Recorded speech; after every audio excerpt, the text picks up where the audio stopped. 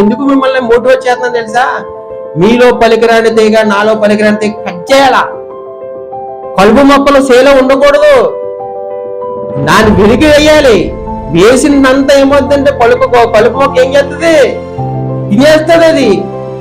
అది వేసిన మేత అంతా అది తినేస్తుంది.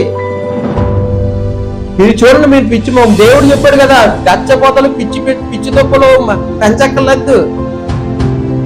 ఎక్కడన్నా చూడండి, మన వెళ్ళే దారిలో పిచ్చిగా పెరిగిపోతాయి. అదే ఆనపోదు కానీ గుమ్ముడిపోదు కానీ ఏదైనా పెట్టు పెరుగుతాయా? పెరగవు. అంటే దేవుడు చెప్పిన మాట చూసారు, ఆనాడికి ఈనాటికి దేవుడు. నేను అన్ని చూస్తుంటాను. నిజంగా ఈ 1000 సంవత్సరాల క్రితం దేవుడు చెప్పాడు, నువ్వు భూమిని కష్టపడి సేద్యం చేస్తావు, అది చంపెడతావు, అది కొద్దిగా ఫలిస్తా అని చెప్పాడు. కానీ పిచ్చి మొక్కలు కచ్చపోదలు మాత్రం ఎక్కడ పడితే అక్కడ. ఆనాడన్న మాట ఈనాడికి అన్నా ఎక్కడన్నా తేడా వచ్చిందండి?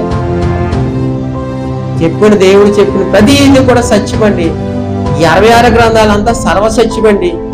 బంగారం కంటే విలువైనవి, జుండు తేనె ధరకన్నా మధురమైనది. ఈ వాక్యాన్ని మన హృదయం అనే పలకల మీద రాసుకుంటే మన ఎట్టి పరిస్థితులను కూడా ఎలా అయిపోతుంది తెలుసా? దేవుని కుమారులు దేవుని కుమార్తెలుగా మారిపోతాం.